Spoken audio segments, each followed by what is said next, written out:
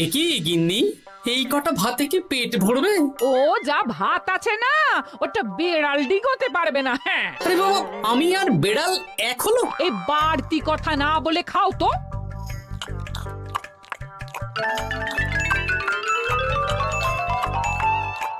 গিন্নি, পেটটা ভরেনি বুঝলে, তুমি আরেক হাঁড়ি ভাত বসাও। আমার জন্য 2 হাতা রাখা আছে, ওটাও খেয়ে নাও না, খাও। আমি আর ভাত বসাতে পারবো না, এখন উনুন ধরাও, আঁচ দাও, ভাত বসাও। আহ, আরে তোমারটা তুমি খেয়ে নাও না। তুমি তো জানো আমার এইটুকু খাবার পোষায় না। তারপর তুমি আজকে ওই ওলের ঝোলটা যা বানিয়েছিলে না, আহা। খাই খাই খাই খাই করে আমার জীবনটাও খেয়ে ফেললে গো। আরে বাবা, ভগবান এই পেট দিয়েছে কিসের জন্য? এত খাটাখাটনি সবকিছুই তো এর জন্য নাকি? হ্যাঁ,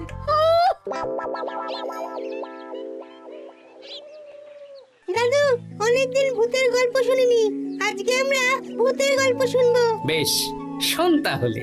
আমাদের রাজ্যে আজ থেকে বেশ অনেক বছর আগে একটা খুব পেটুক লোক থাকতো। তোমার মতন পেটুক? বলতে পারিস, কিন্তু ওর গিন্নি ওকে ভালো মতো খেতে দিত না। তাই একদিন না খেয়ে খেয়ে অক্কা পায় আর ভূত হয়ে এদিক সেদিক ঘুরতে থাকে। তারপর কি হলো দাদু? তারপর তো সে এক মজার ব্যাপার। ভূতকে ওর গিন্নি চোখে দেখতে পেত না, তাই সেই পেটুক ভূত কিছুদিন পর থেকে গিন্নির উপর হুজ্জুতি শুরু করলো। কিরকম হুজ্জুতি দাদু? গিন্নি যা রান্না করতো সব চুরি করে খেয়ে নিত। এই এসব উল্টো পাল্টা কথা বলে আমাকে ভয় দেখাতে পারবে না। হ্যাঁ, এই যে তোরা চটপট খেয়ে নে, নইলে তোদের দাদু আবার ভাগ বসাবে রে। খা। আচ্ছা দিদা। এই শোনো না, তুমি আমার জন্যেও আরো কয়েকটা বেগুনি ভাজো। হ্যাঁ, এই তো একটু আগে 4টে বেগুনি আর 1 বাটি মুড়ি দিলাম। হ্যাঁ, আরে সেগুলো তো পেটের কোন কোনায় হারিয়ে গেছে গিন্নি। তুমি ভাবো আমিও হারিয়ে গেছি? বেশি খিদে পেলে নিজে রান্না করে খাও। আর সে তুমি না থাকলে আমি রান্না করেই খেতাম। দিদা, দাদু কিন্তু তোমাকে চলে যেতে বললো। কি বললে? আমি চলে যাব? আরে তাহলে তাই হবে। এই গুলটে, তুই এসব কি বলছিস বলতো?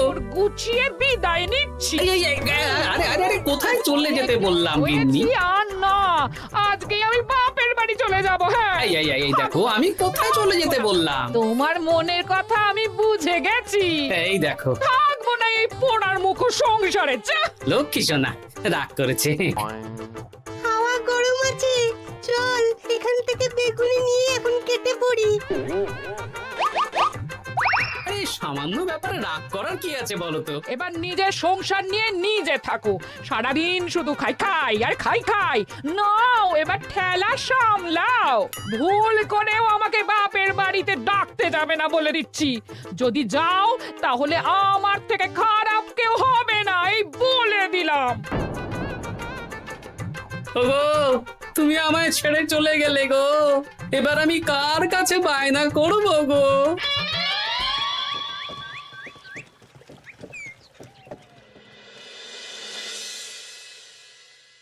কিরে, তুই একা একা? জামাই কোথায়? তোমাদের জামাইকে ছেড়ে চলে এসেছি। এ মা, তুমি কি থাকতে দেবে না আমি চলে যাব? এসব আবার কি কথা বলছিস তুই? হ্যাঁ, এ তো তোরও বাড়ি। আমাদের ভাত ডাল জুটলে তোরও জুটবে।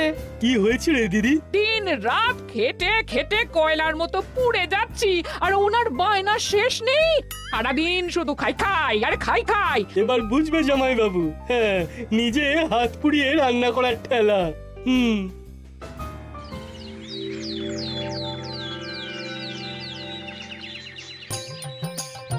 গোপাল দাদা, ও গোপাল দাদা, ও গোপাল দাদা, গোপাল দাদা, এ দরজা খোলো, মহারাজ ডাকছেন। এই রে, অনেক বেলা হয়ে গেল। আরে দরজাটা খোলো। যাচ্ছি যাচ্ছি। আরে আজকে তো গ্রামের সেচ প্রকল্প নিয়ে আলোচনা আছে, মহারাজ তাই তোমাকে ডাকছেন। মুখ হাত ধুয়ে যাচ্ছি।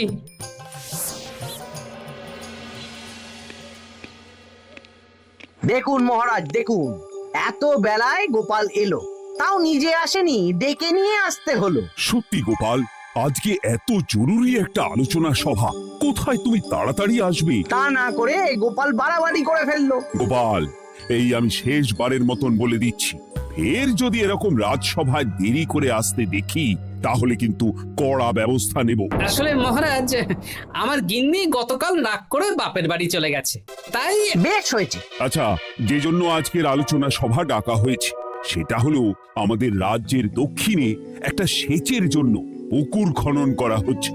এ তো খুব ভালো কথা মহারাজ। দক্ষিণের চাষি ভাইরা অনেক দিন ধরে জলের সমস্যায় ভুগছিল, এবার একটা সুরাহা হবে। কিন্তু এটার জন্য তোমাদের বেতন কয়েক মাস কম পাবে তোমরা। একি কেন মহারাজ? তোমার তো এখন একজনের সংসার গোপাল, তোমার আবার চিন্তা কিসে? তাহলেও সেচের জন্য পুকুর খোঁড়া হবে, তার সাথে আমাদের বেতনের কি সম্পর্ক? কারণ ভাড়ারের অবস্থা খুব একটা ভালো নয়, তাই আগামী 3 মাস তোমাদের বেতন 5 মোহর করে কম দেওয়া হবে। হ্যাঁ? হ্যাঁ নয় হ্যাঁ। আর ওই 3 মাসের কেটে নেওয়া বেতন চতুর্থ মাসের বেতনের সঙ্গে যোগ করে দেওয়া হবে।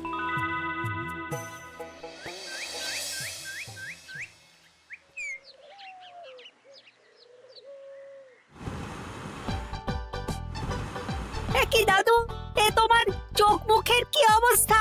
কালি ঝুলি মেখে ভূত। কি আর করবো বল, এসব কি আমার কাজ রে? কালকে ভূতের গল্প শোনাচ্ছিলে, আজকে নিজেই ভূত সেজে বসে আছো।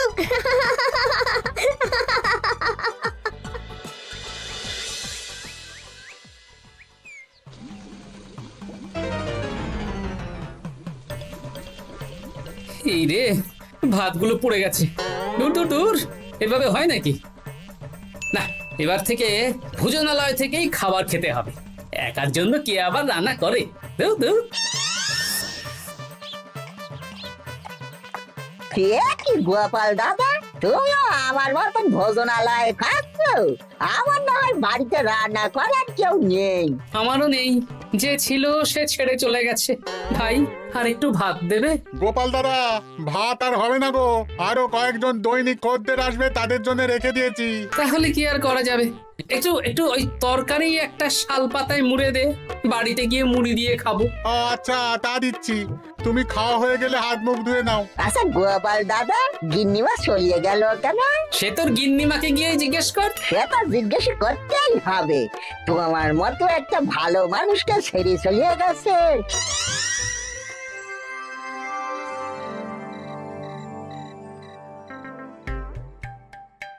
এসো এসো। এই নাও ধরো, পুঁটির মা তোমার জন্য কটা রুটি আর তরকারি পাঠালো। শুনলাম তুমি বাইরে ভোজনালয় খাচ্ছ। কি আর করবো বলো, একদিনই ঘর দুয়ারের একই অবস্থা করেছো গো গোপাল দাদা। ওই একার সংসার, এখন আমার কাজের মধ্যে দুই, খাই আর শুই। তা গিন্নিমাকে খবর দাও। না না না, খবর দিলে আবার অশান্তি শুরু করবে, বরং তুমি গিয়ে বলো। বেশ, তাহলে কালকে আমি তোমার শ্বশুর বাড়ির দিকে সার কিনতে যাব, না হয় গিন্নিমাকে আমিই খবর দিয়ে দেবো।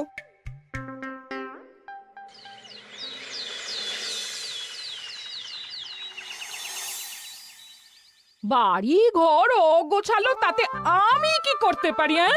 এখন আমি আর ওই বাড়িতে থাকি না। হ্যাঁ, শুধু তাই না, গোপাল দাদা বাইরে ভোজনালয়ে তেল মশলা দেওয়া উল্টো পাল্টা খাবার খাচ্ছে গো। থাক, আমাকে এসব কথা শোনাতে আসবে না পুটির বাবা।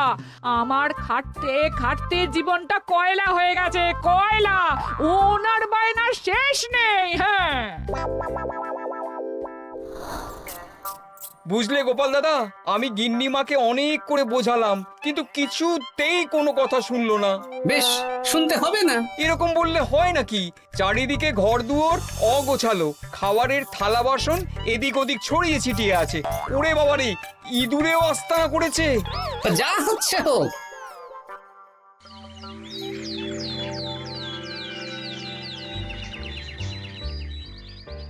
ভোলা, আটটা কচুরি দাও তো ঝটপট, খেয়ে রাজসভায় চলে যাব। এই নাও। ও গোপাল দাদা, শুনলাম নাকি গিন্নিমা বাড়ি ছেড়ে চলে গেছেন? হ্যাঁ, ঠিকই শুনেছো। তাই বাইরের খাবার খেয়ে কতদিন কাটাবে? এভাবে তো তোমার শরীর খারাপ করবে। ওই শরীরের নাম মহাশয়, যা সবে তাই সয়। রান্না বান্না করছো বাড়িতে? না, রান্না করার লোক নেই, আর আমার দ্বারা ওসব কালিঝুলি মাখাও সম্ভব না। দেখো গোপাল দাদা, এই রোজ রোজ বাইরের খাবার খাওয়া ভালো নয়। ভাবছি আরেকটা বিয়ে করব। হ্যাঁ, বলো কি গিন্নিমা জানলে তো? জানলে জানুক, ও তো এখন আর আমার কেউ নয়। গোপাল দাদা আরেকটা বিয়ে করবে? না না না না না, গিন্নিমাকে বলতেই হবে ব্যাপারটা।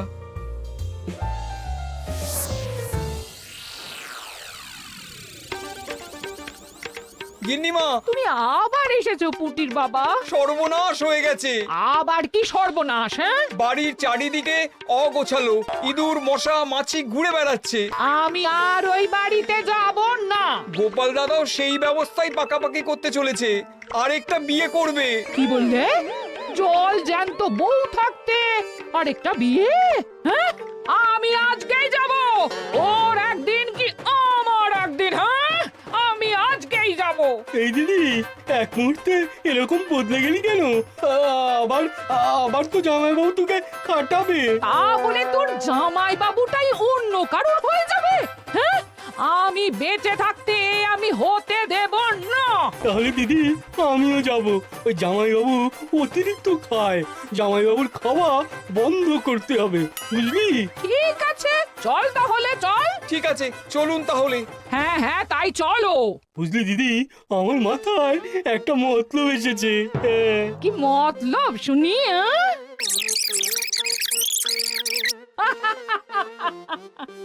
এই বেশ তো বেশ, এতে যদি তোর জামাই বাবুর অতিরিক্ত খাওয়া কমে তাহলে তো ভালোই কথা। হ্যাঁ, কিন্তু খুব সাবধান, গোপাল দাদার নজর কিন্তু বাজ পাখির নজর। তাহলে যাওয়ার পথে একটা সাজঘর হয়ে যেতে হবে। হ্যাঁ, তাড়াতাড়ি চলুন, রাতে মনে হয় ঝেঁপে বৃষ্টি হবে। কই গো, বলি কোথায় গেলে? এ কি, আমি তো বেশ ভালোই ছিলাম, তা তুমি আবার ফিরে এলে কেন? আমি বেঁচে থাকতে তুমি আবার বিয়ে করবে? ওসব চলবে না। আমি এক সাধক বাবাকে নিয়ে এসেছি, তোমার সব ভীমরতি ইনি ছড়িয়ে দেবেন। হ্যাঁ, আজকে থেকে তোমার অতিরিক্ত খাওয়া দাওয়া বন্ধ করার দায়িত্ব এনার। যা বাবা,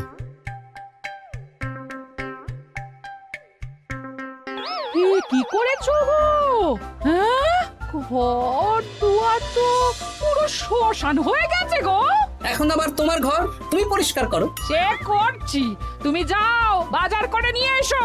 ভোলার দোকান থেকে বেশি করে ছানা আনবে, আর রাতে ছানার বড়া করে তরকারি বানাবো। হ্যাঁ, আহা, কতদিন খাইনি, এক্ষুনি যাচ্ছি। উহ, তাড়াতাড়ি যাও, তাড়াতাড়ি যাও। মেঘ ডাকছে, রাতে বৃষ্টি হবে। আমি এই ঘর গুছিয়ে রান্না বসাচ্ছি গো। বলো কি গোপাল দাদা, গিন্নিমা ফিরে এসেছেন? হ্যাঁ, সকালে তোমার দোকানে বলেছিলাম না বিয়ে করব, সেটা নিশ্চয়ই কেউ শুনে গিন্নির কানে দিয়েছে। ব্যাস, ঘরের বউ ঘরে চলে এলো। সকালে যখন তোমাকে আমি ওই কচুরি দিচ্ছিলাম, তখন তো ওই পুটির বাবাকে দোকানের সামনে দিয়ে হেঁটে যেতে দেখেছিলাম। তাহলে পুটির বাবাই খবর দিয়েছে, ভালোই হয়েছে। যাই হোক, আমাকে ওই 500 গ্রাম মতো ছানা দাও তো, গিন্নি ছানার বড়া দিয়ে তরকারি করবে। ভালো তো, ভালো তো, তোমরা ওই কর্তা গিন্নি একসাথে খাবে। আবার কোন সাধককে নিয়ে এসেছে যে আবার খাবার খাওয়া নিয়ন্ত্রণ করবে? দেখো কি করে তোমাকে সামলায়। এই নাও।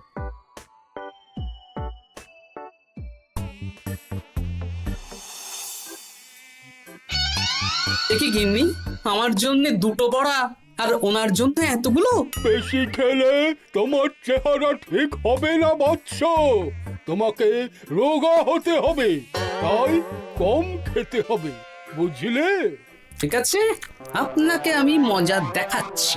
অগত্যা গিন্নির হাতের খাবার খাচ্ছি, এই আমার 14 পুরুষের ভাগ্য ভালো।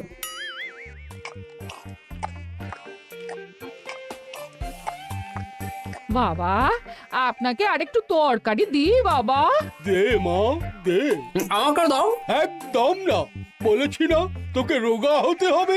হ্যাঁ, কি মশা রে তোদের বাড়িতে। আরে রে, নকল গুফ, মশা যাবার আগে আপনাকে আমি তাড়াবো। এই কদিন চারদিকে সব ছড়িয়ে ছিটিয়ে নোংরা করেছে, মশা মাছি এত তাড়াতাড়ি যাবে না। হ্যাঁ, আমার খাওয়া হয়ে গেছে, আমি উঠলাম। আপনি ভালো করে খান, কেমন?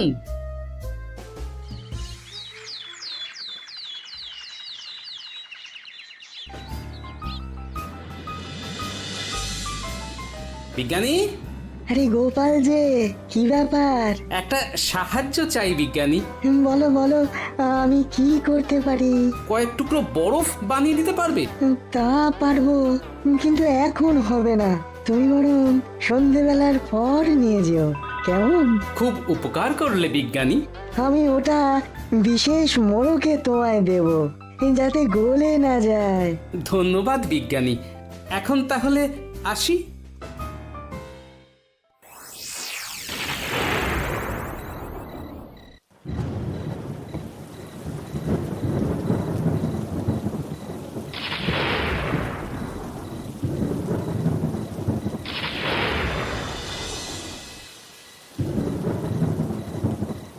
ভালো করেছিস বাবা, যা মশার উৎপাত, মশারি ছাড়া ঘুমোনো যাবে না। কথায় আছে সেবাই পরম ধর্ম, তাই একটু ধর্মকর্ম করছি আর কি। আপনি ঘুমিয়ে পড়ুন, আমরা ওই ঘরে গেলাম। হ্যাঁ, সব দরজা জানলা ভালো করে বন্ধ করে দিয়েছো তো? ঝেপে বৃষ্টি নেমেছে। হ্যাঁ হ্যাঁ, কোনো চিন্তা নেই, তুমি ঘুমো। আজকে অনেক খাটনি হয়েছে গো। হ্যাঁ, জয় ঠাকুর।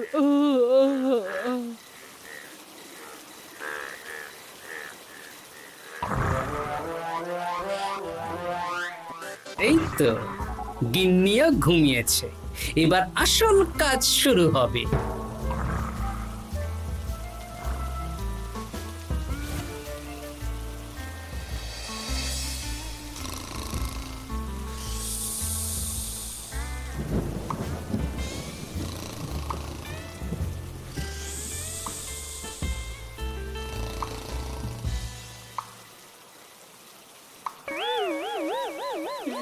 কি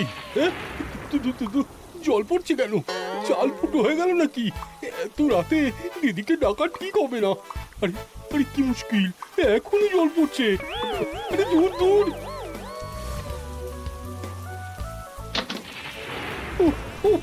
বাপরে বাপ।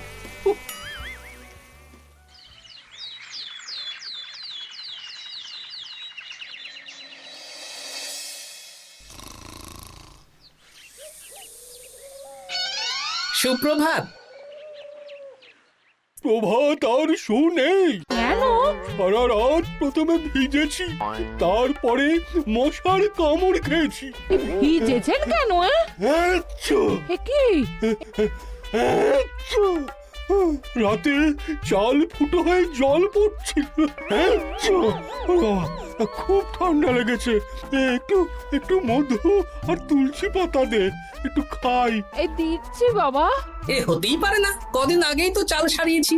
ঘরের মধ্যে তাহলে জল এলো কি করে? ঠিক যেভাবে আপনার নাকের নিচে নকল গোঁফ এসেছে শ্যালক বাবু, ঠিক সেইভাবেই। এই রে, হয়ে গেল। দাড়িটাও তো নকল। না মানে আমি বুঝিয়ে বলছি গোপাল, তুমি তো একটু বেশি করে খাও, তাই আমি ভেবেছিলাম ওই তোমার যাতে খাওয়াটা একটু কমে, তাহলে আমার দিদির খাটনিটা একটু কমবে। খাটনি কমাতে তো আপনি আসেননি, উল্টে আপনি নিজে ছলে বলে খাচ্ছিলেন। অতিথি হিসেবে এলে নিশ্চয়ই খাওয়াতাম, কিন্তু এটা আপনি ঠিক করেননি। ওগো, ও তো আমার ভালোর জন্যই করেছে। তুমি আমার বিবাহিত স্ত্রী, ও এখন তৃতীয় ব্যক্তি, তুমি ওর কথা কেন শুনবে? হ্যাঁ, প্রথমে বাচ্চাগুলো মস্করা করলো, সেই শুনে তুমি চলে গেলে। হ্যাঁ, ওরা তৃতীয় ব্যক্তি, ওদের কথায় কান দিলে। তারপর পুঁটির বাবার কথা শুনে বিশ্বাস করলে আমি সত্যিই বিয়ে করছি। হ্যাঁ, এই জন্যই তো চলে এলাম। হ্যাঁ, এখানে পুঁটির বাবাও তৃতীয় ব্যক্তি, আর তারপর শ্যালক বাবুর কথায় আমাকে কম খেতে দিচ্ছ, আর উনিও তৃতীয় ব্যক্তি। ইয়ে, না মানে? হ্যাঁ মানে, না মানে কিছু না। যখনই সংসারে স্বামী স্ত্রীর মাঝে তৃতীয় ব্যক্তি প্রবেশ করবে তখনই অশান্তি হবে। নিজেদের সমস্যা আমরা নিজেরাই ঠিক করে নেব। আচ্ছা গো আচ্ছা, ঠিক আছে, আর কোনো বাইরের লোকের কথা শুনবো না। এবার বলো তো, ছাদ থেকে জল পড়ার ব্যাপারটা কি? ওটা তো কাল রাতে মশারির উপরে বরফ রেখেছিলাম, আর সারা রাত ধরে বরফের জল শ্যালক বাবুর গায়ে পড়েছে। ছাদ ঠিকই আছে গিন্নি।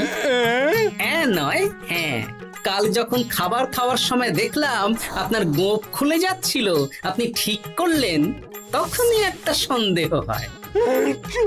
ওরে ওরে গোপাল, আমি আর তোমাদের কর্তা গিন্নির মাঝে থাকবো না। আমি পালাই, আমি পালাই। ও, ও, ও, ও, ও, ও, ও।